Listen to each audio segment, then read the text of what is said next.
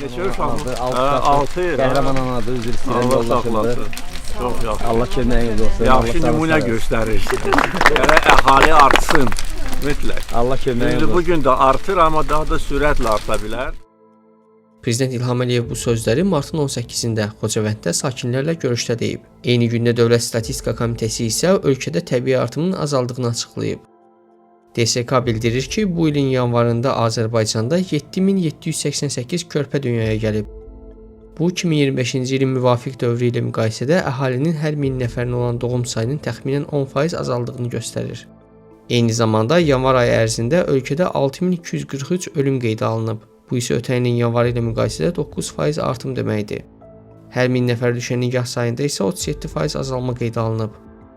Martın 13-də Milli Məclisdə çıxış edən Baş nazirin müavini Əli Əhmədov da bununla bağlı narahatlığını dilə gətirmişdi.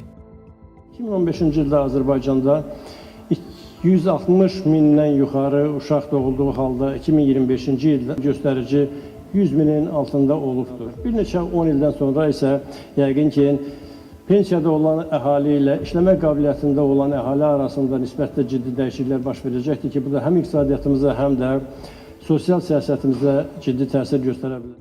Müstəqil ekspertlər isə Azərbaycanda təbii artımın azalmasının gənc ailələrə dəstəyin az olması ilə izah edirlər. Azərbaycanda 2006-cı ildən uşaqlara aylıq müavinətlərinin verilməsi dayandırılıb. Mövzuya dair sosial şəbəkələrdə fikir bildirənlər çox vaxt işsizlikdən və ev sahibi olmağın çətinliyindən gileylənirlər.